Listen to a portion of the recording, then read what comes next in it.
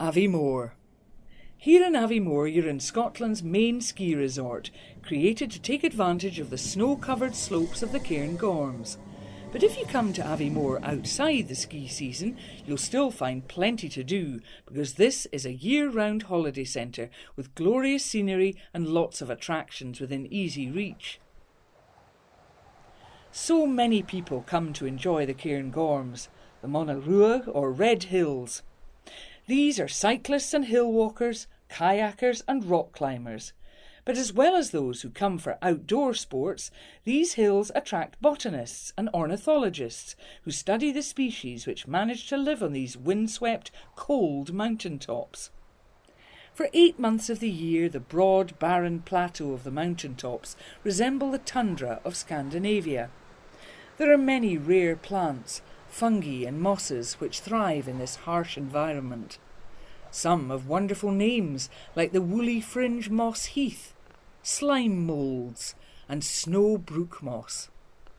Birds and animals include the ptarmigan and the mountain hare, which become white in winter to camouflage themselves in the snow. Even in summer, you'll rarely spot the ground nesting birds with their plumage colours of browns, greys and whites, just like the rocks. The Cairngorms are a huge mass of granite, which was once molten rock. It cooled deep underground around 425 million years ago, in the heart of a mountain range that was then as high as the Himalayas. Over time, the extensive peaks were eroded down, first by wind, rain and rivers, and later by ice sheets, glaciers and meltwaters. These forces exposed the granite, forming the surface of today's Cairngorms, as well as carving the area's steep-sided straths, dramatic corries and spectacular tor tops.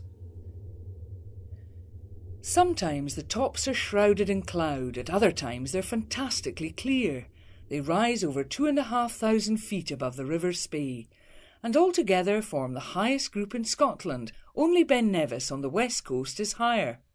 Listen to the music of the Gaelic names of the Monagruach. And Cairngorm means the blue hill, and Brai Riavach is the speckled upland, and Scor an Lochan Uaine is the peak of the Green Lochan. The author, Nan Shepherd, knew the Cairngorms intimately. The plateau is the true summit of these mountains. One does not look upward to spectacular peaks, but downwards from peaks to spectacular chasms. The plateau itself is bare and very stony, and since there is nothing higher than itself nearer than Norway, it is savaged by the wind. By continental measurement, its height is nothing much, around 4,000 feet, but for an island it is well enough, and if the wind has unhindered range, so has the eye. The Cairngorms form part of a wider national park, which is rich in wildlife and is renowned for its ancient Scots pine woods. Ospreys return here to breed each year, catching fish in the clear, fresh waters. One resilient female has been making the long journey from her winter in Africa to her nest by Lochgarten each spring since 2002. But ospreys aren't the only large birds to look out for. You might even spot a golden eagle or two soaring over this amazing countryside. This fantastic array of wildlife is just one of many attractions of the Cairngorms National Park. Only around 16,000 people live here, but they welcome almost 100 times that number of visitors each year.